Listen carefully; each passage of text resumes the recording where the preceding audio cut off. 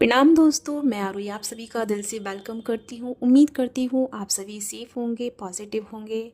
माफ़ी चाहूँगी, बहुत दिन बाद इस चैनल पे वीडियो लेके आई हूँ।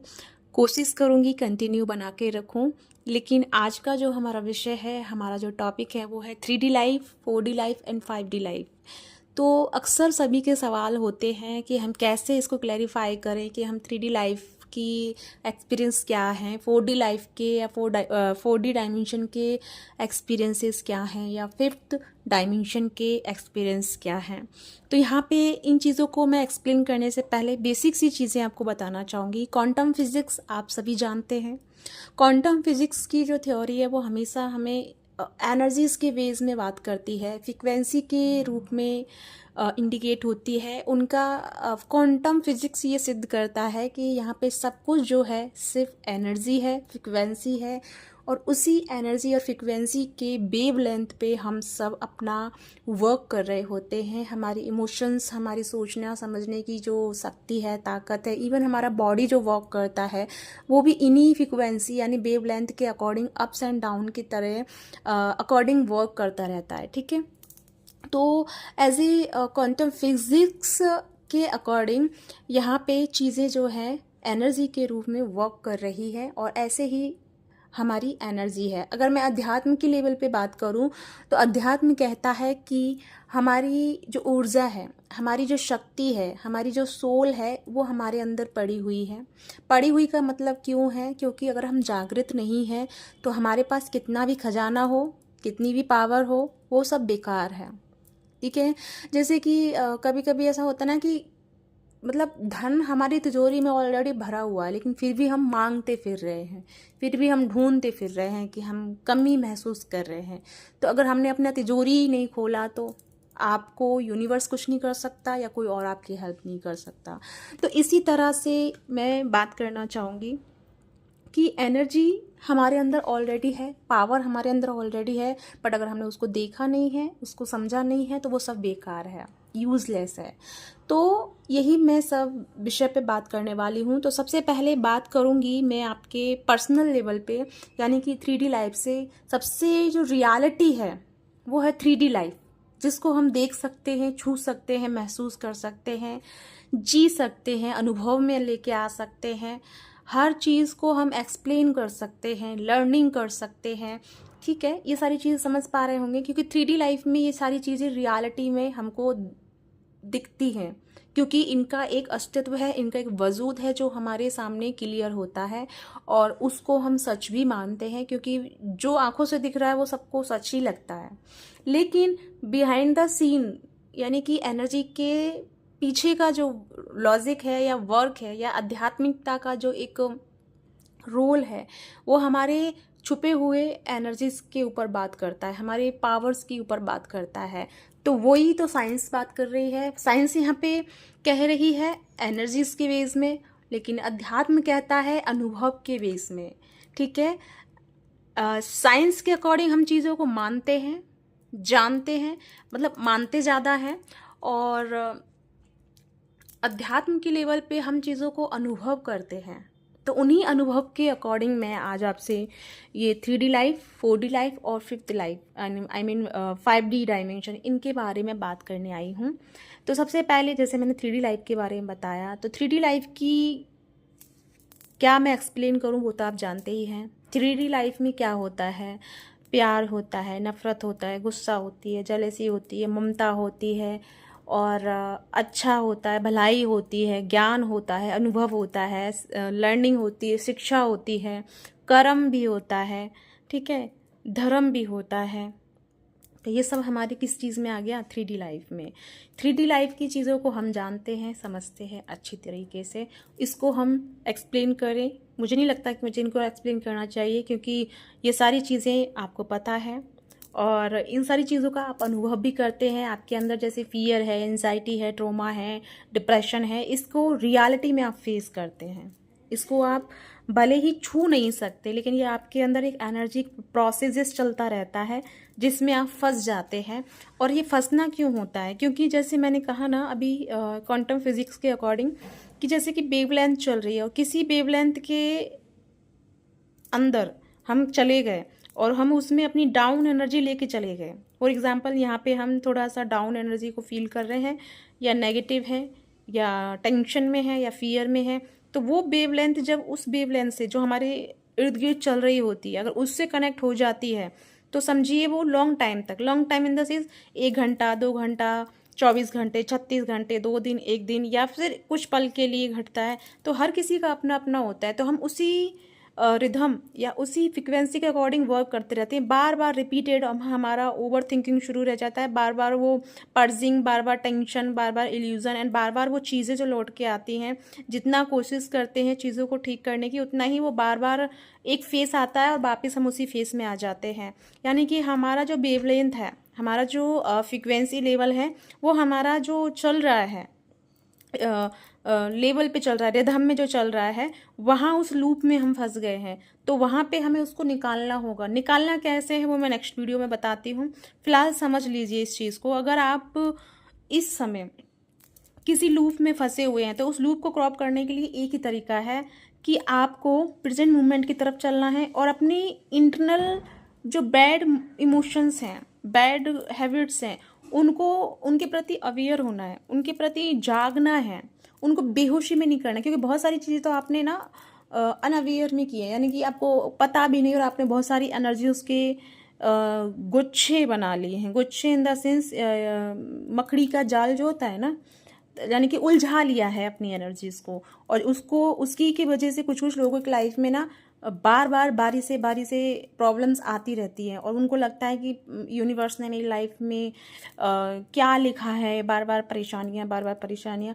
तो यूनिवर्स की गलती नहीं है, आपने ही उन चीज़ों को एक तरह से उलझा लिया है। तो उनको अगर ईजिली में शांति से सुलझाएंगे, मेडिटेशन का सहारा लेंगे, मन को पहले शांत करेंगे, क्योंकि एनर्जी कहाँ से जा रही है? आपके थॉट्स से, आपके मन से। आपने जो अंदर चैनलाइज किया, आपने सोचा, अनुभव किया, वो तुरंत आपके सराउंड चल रही फ्रिक्वेंसी के साथ में कनेक्शन बना लेती है। क्योंकि हमारा जो मस्तिष्क है, हमारा जो क्राउन है, वो सबसे बड़ा डाउनलोड सिस्टम है। एनर्जीज का आदान प्रदान करने वाला एक डिवाइस है। जो हम सोचते हैं, चाहते हैं, वो चीज़ हमारी कनेक्ट होती रहती है वेवलेंथ के साथ में। ठीक है, ये चीज़ समझ में आ गई 3D लाइफ की। तो आपको, तो यहाँ से निकलने के लिए आपको मेडिटेशन लगेगा और शांति लगेगी। माइंड को शांत कीजिए कैसे भी करके, रिलैक्सेशन में जाइए, रिलैक्स कीजिए, डीप लेवल पे रिलैक्स कीजिए। तब वो धीरे धीरे एक एक करके वो कड़ियाँ अपने आप से टूटना शुरू हो जाएंगी, या कट ऑफ होना शुरू हो जाएंगी। और फिर आपका जो एनर्जी का लेवल है, जो आपका जो वेवलेंथ जो इंटरनल लेवल पे चल रहा है पीसफुली, वो एक हायर लेवल की फ्रिक्वेंसी के साथ में क्या करेगा?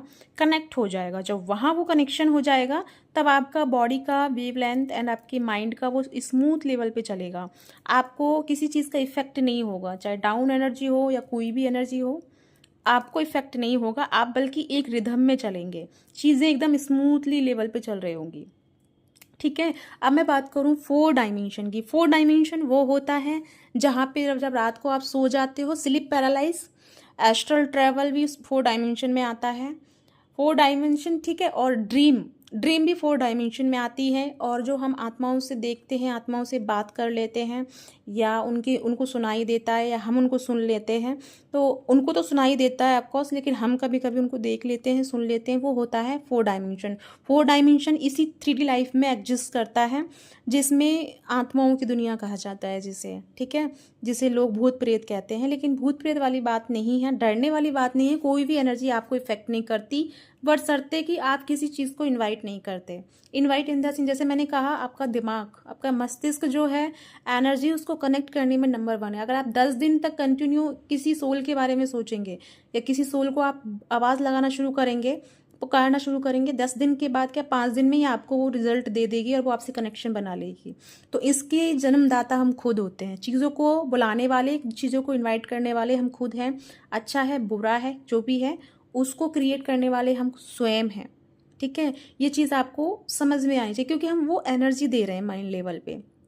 तो ये हो गया 4 डायमेंशन। तो इसमें हमें क्या करना है? अगर आप एस्ट्रो ट्रैवल कर रहे हैं, तो वहाँ से आपको नॉलेज मिलेगा, आपको ज्ञान मिलेगा। आपकी कोई कड़ी रह गई है वो मिल सकती है।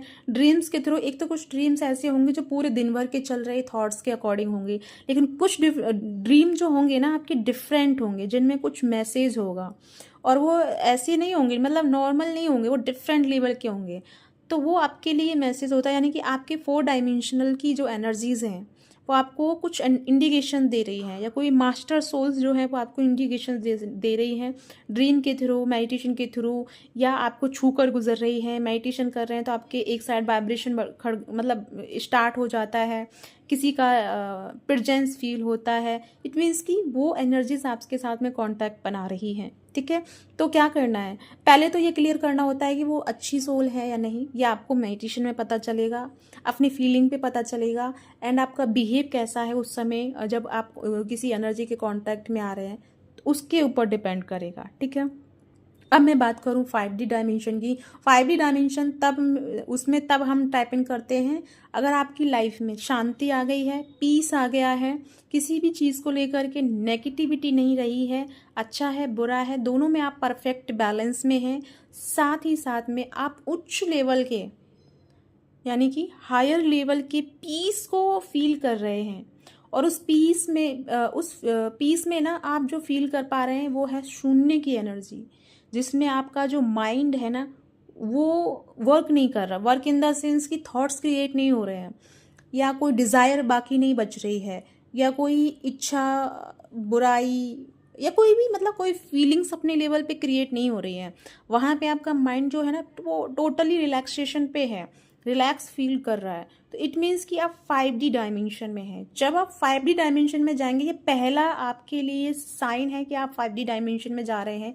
अगर आप फुल ऑन बैलेंस में हैं, पीस में हैं, किसी चीज़ का कोई इफेक्ट नहीं पड़ रहा, इट मीन्स कि आप 5D डायमेंशन में हैं। लेकिन जब आगे इसमें बढ़ते हैं तब आपकी जो एनर्जी है, सोल जो है, वो हायर्स एनर्जीज के साथ में कनेक्शन बनाना शुरू करती है। आपके हायर पर्पस आपको पता चलते हैं, आपके यहाँ होने का पर्पस आपको पता चलता है, एंड मास्टर सोल्स भी आपको मिलना शुरू हो जाती हैं, और उनके थ्रू गाइडेंस मिलना शुरू हो जाता है। चैनलाइज डाउनलोडिंग बहुत हाई लेवल पे बढ़ जाता है।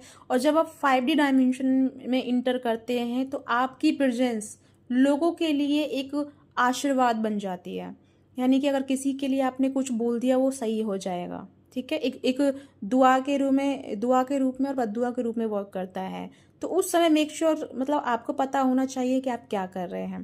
पहली बात तो उस लेवल पे अगर पहुंच गया है ना कोई, तो उसके अंदर ये नकारात्मकता रहेगी नहीं, क्योंकि वहाँ पे वो चीज़ वर्क नहीं करती है। नकारात्मकता नहीं रहेगी, मतलब कि डिफरेंट लेवल का नॉलेज, या फिर आपकी जो इंटरनल नॉलेज है वो आपकी एक्टिवेट हो जाती है। तब आपको समझ में आ जाता है कि सही क्या है और गलत क्या है।